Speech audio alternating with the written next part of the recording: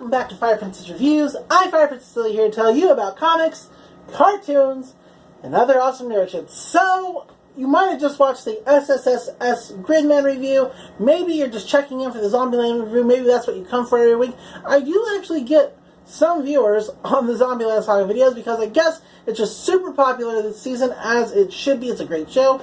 This is an episode review of episode 10, No Zombie, No Saga, which is a very kind of eerie title. Now, I did okay, as always, if you haven't watched the latest episode, like maybe you just don't have Crunchyroll Premium, maybe you do pirate, I don't know.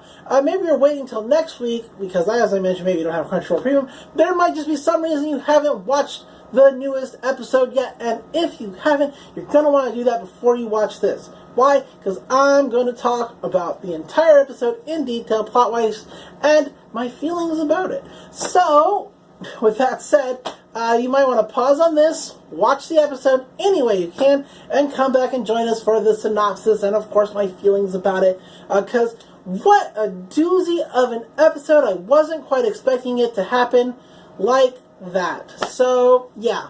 So initially, go watch it, because now we're starting. Initially, we all thought that this was going to be a Gary video episode about her past, and a little bit more about her, and her trials, her tribulations, and how she got to be a zombie, more or less, or how she died.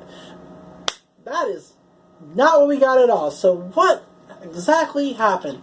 Well, Kotaro reveals that, hey, you're gonna go and do a big performance, not with nobody else. There's not gonna be anybody else, you know, on the tickets. It's not gonna be like a little fan meet thing. It's gonna be a real concert. Just you. You're gonna fill up a 500 seats auditorium. That's what you're gonna do. So can you pull those numbers? Let's go see the auditorium. And they go and see the auditorium, and I announces that, hey, you know, I love this auditorium. This is where I did my very first performance with Iron Frills. And Sakura feels like she knows this auditorium as well. Something in her memory that she can't remember is like trying to tell her something about this auditorium. So she's super excited to perform there, because she's hoping that her memory will come back, and then she'll know more about her life, and that'll be good. That's all she wants. So she is jazzed and pumped, and they are practicing, but she is so just excited that she is out of sync, out of rhythm. She is like going faster than everybody else. They're like, hey, you know, you need to match the rest of us. It's a big performance.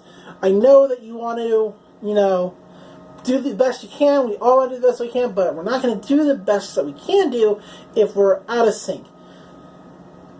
Kotaro is watching them, and he gets an idea, because he realizes, it's later revealed in the episode that he realizes this, he realizes that Sakura is pushing herself way too hard. So he announces that they're taking a trip to the mountains. Not him, he's staying at home, but the zombie girls, they're going to the mountains, because in every training montage, a big thing happens in the mountains, and you come back stronger, and not to leave the mountain until he comes for them. So he sends them up there, and Sakura is just like fucking flipped. Like, she has been practicing so hard for the show, like even like not sleeping to make sure she has all the moves and everything down, even if she's off rhythm. There we go. And so, yep, she's like, how are we gonna practice up here? And they're like, we're gonna figure that out. And they start to wonder, well, what happens if a zombie gets too cold? Will they stop moving forever? The legendary Tei Yamada actually becomes a full ice block, which is silly. The zombie dog's with them too. I always forget that zombie dog's name, but I love him so much, because it's like in every single scene he's kind of a little bit of a different dog, and it's really good. There's a little bit of Beck Mongolian Chop Squad in that dog, and I love it.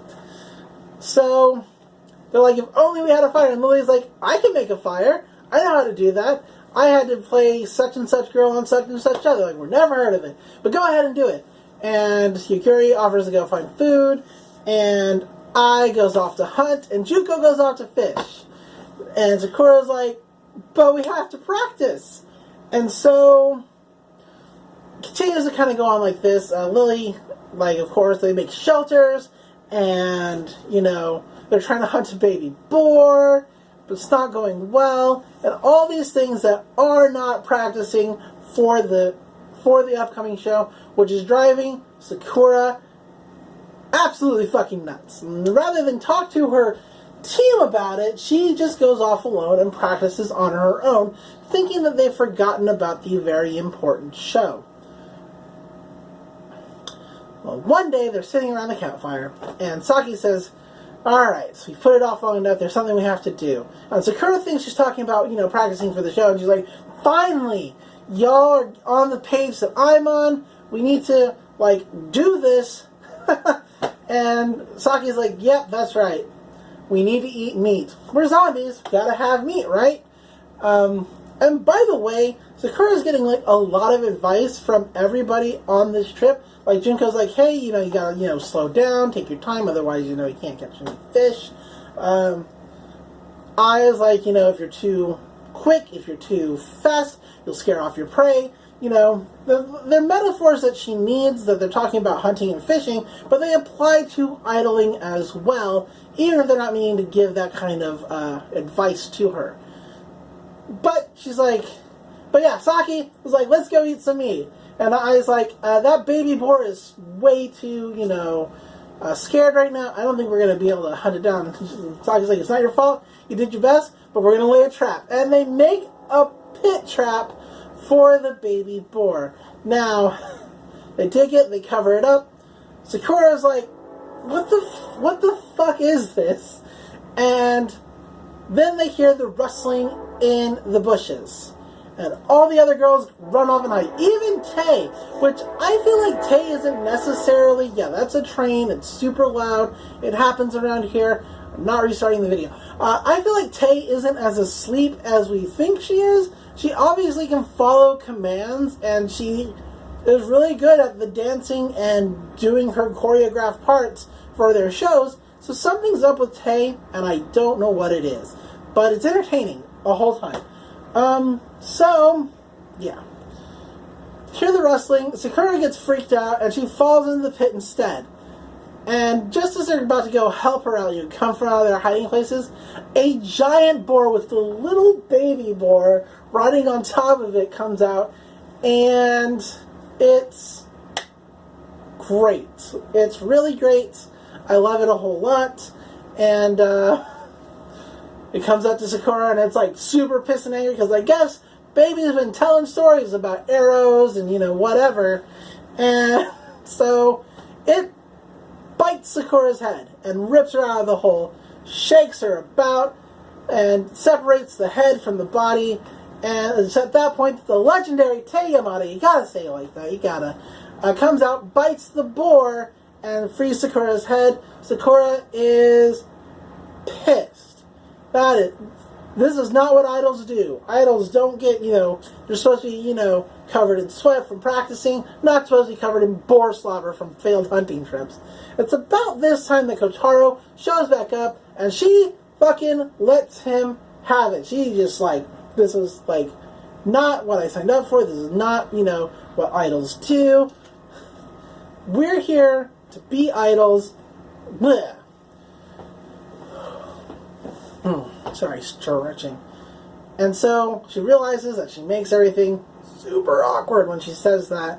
And so they get back to the house and they're practicing, and she is trying to figure out how to make things less awkward while still practicing. That's right, still doing my job.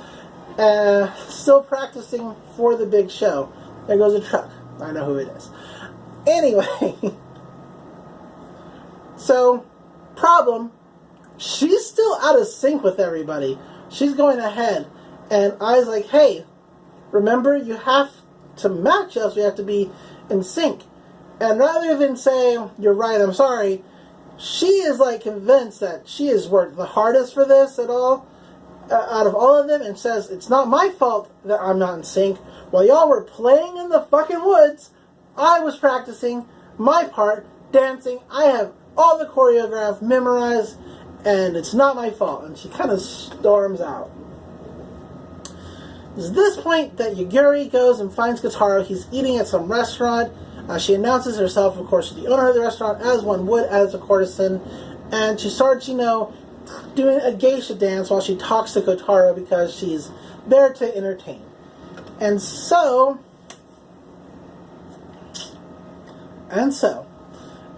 she's like, you send us to the mountains so that Sakura could, calm down.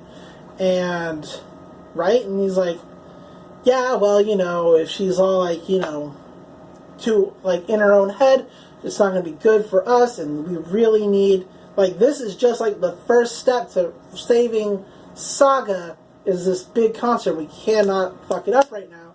And, I think that Sakura can do anything, and then he gets slapped. Oh, it's satisfying. I love it. It's another thing that Yaguri kind of has. This is the second time that Yaguri's done this, where somebody is saying something and then she slaps them, and then proceeds to tell them what they were saying like they hadn't already said it. She's like, you need to believe in Sakura. She can climb any mountain. And he's like, but I said that. It's the best. I just bit my tongue. Suck. So, Sakura's still I just made everything more awkward, and I just want us to be a group, and I want us to do good, because this is super important to me, and maybe I should just go apologize, and, whatever. And as she walks up to apologize, she watches them practicing training for the show, and realizes that they are in perfect sync. Even though they didn't practice as much as she did, they have all their parts down, and they're in harmony, and she's the one in the wrong. They even start to go over more steps for the dances in order to better the show. And they talk about how they're going to, basically move around Sakura and kind of make her the center of the whole thing. And so she comes in and she apologizes. Everybody gets, it's a fun patch-up episode. We had a big fight. Now we're patched up. We're all good. And so, we cut, a day later, a couple days later, several days later, we cut to Sakura getting ready to go for a run. She's thinking in her head, alright, we're in sync. I got it all choreographed and I'm following everybody and it's great and this is going to be perfect. His name is Romeo. The dog's name is Romeo. Come on, Romeo, let's go for a run.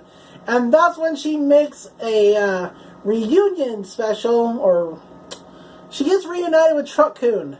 Truck Senpai. She gets hit by a truck and loses she gets all her memories of life back, but loses all her memories as a zombie.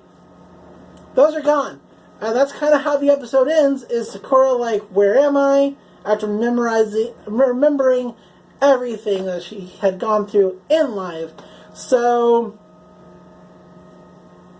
that'll be fun next week. It's one of the reasons I like anime over cartoons, is just the overarching plots. Of course, the newer American cartoons also do big plots, and so I do appreciate that. But, I can't wait to see how this affects the rest of the group, how this affects the upcoming show, because obviously, this is not good. Sakura is